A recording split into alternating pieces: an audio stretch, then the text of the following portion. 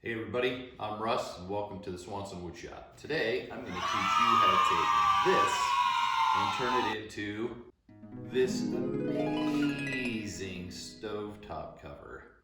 Stick around and I'll show you how. So we're going to begin this project with a project panel. This is a 24 by 72 by 3/4 inch panel you can pick up at any of the box stores. So for this project I'm going to be using framing square and a Makita track saw. I first start by putting down some 1/2 inch OSB. I use this to put the panel on to keep from cutting through the panel into my table.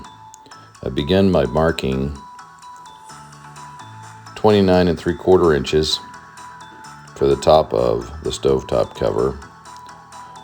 Mark it with my framing square.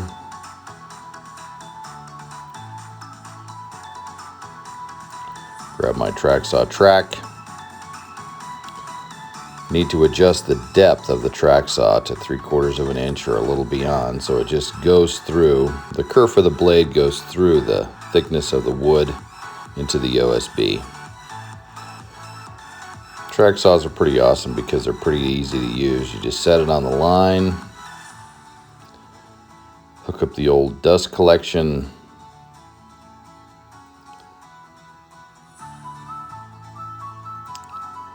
and our first piece is done.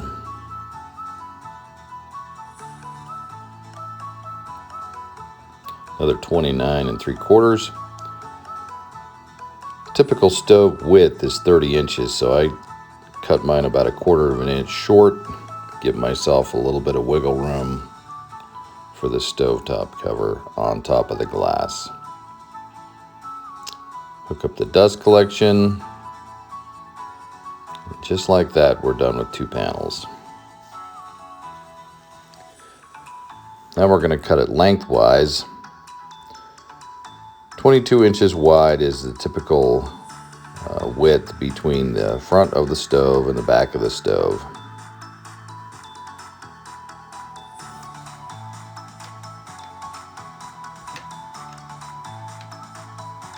So we're going to be cutting a couple inches off of each panel.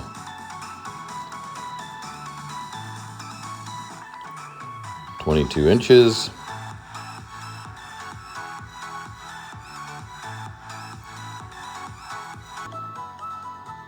Now sometimes your dust collection doesn't always work out as you planned.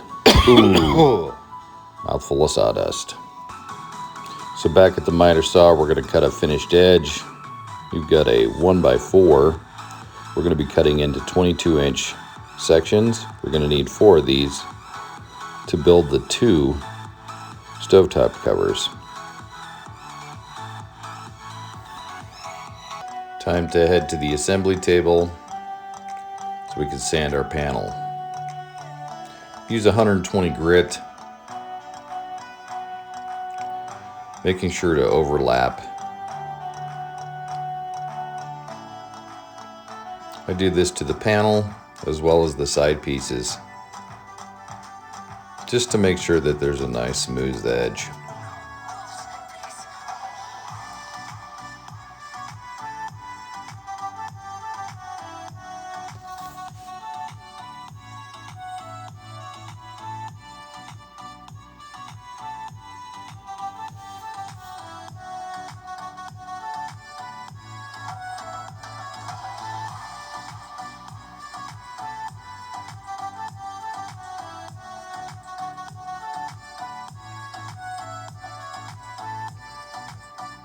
All right, we're ready for our glue up. I put a mark on the inside of the panel so I don't use too much glue as to get squeezed out on the panel.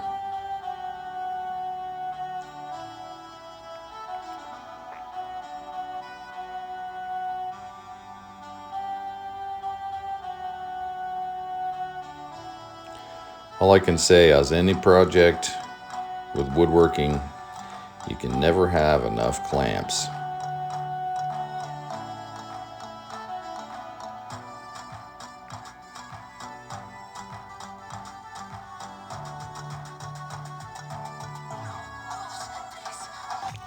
Once the project is all clamped up, I typically let my project dry for at least an entire day.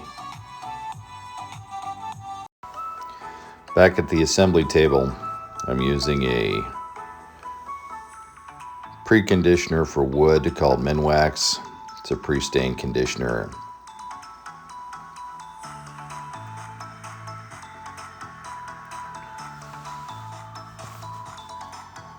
We'll put this on, let it soak in a little bit, wipe off the extra,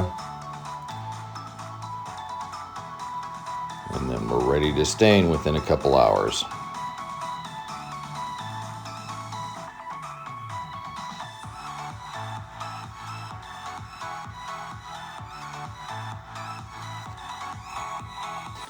Time to stain our project.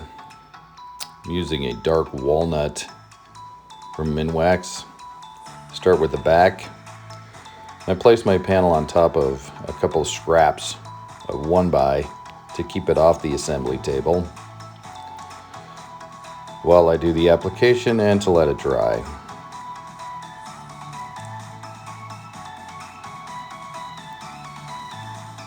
Let it sit, wipe off the extra.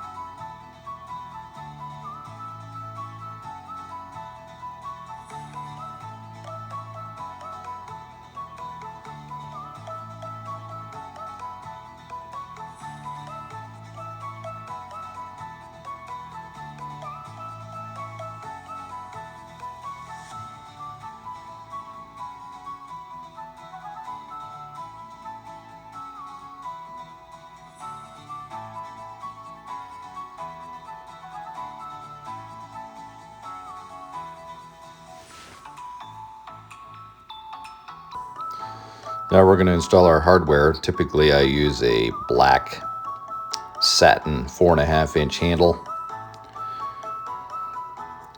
Got 22 inches measured in half is at 11. We've got a 3.5-inch board. We're going to measure it 1 3/4 inches. I like to use this Craig hardware jig. It's easily adjustable on the front for a 4.5-inch handle.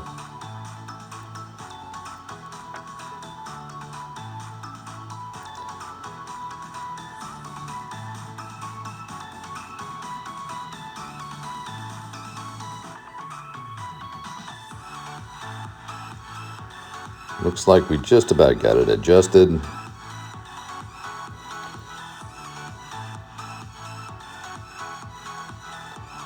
Perfect.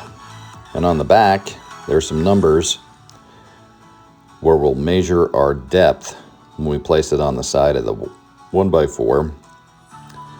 Put it at 1 3/4. It will automatically center it for us. Double check our measurements. Perfect. Drill 2 holes.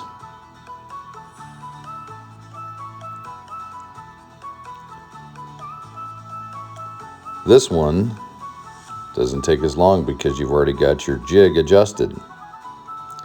Center it on there at 11 inches.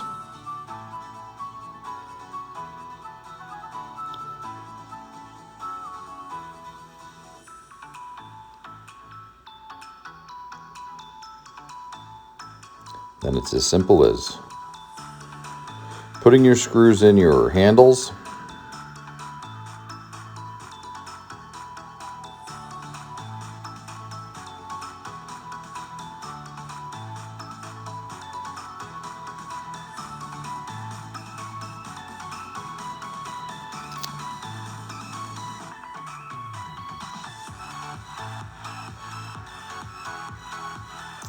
somewhere along the line I lost another screw, so I had to find one out of another package.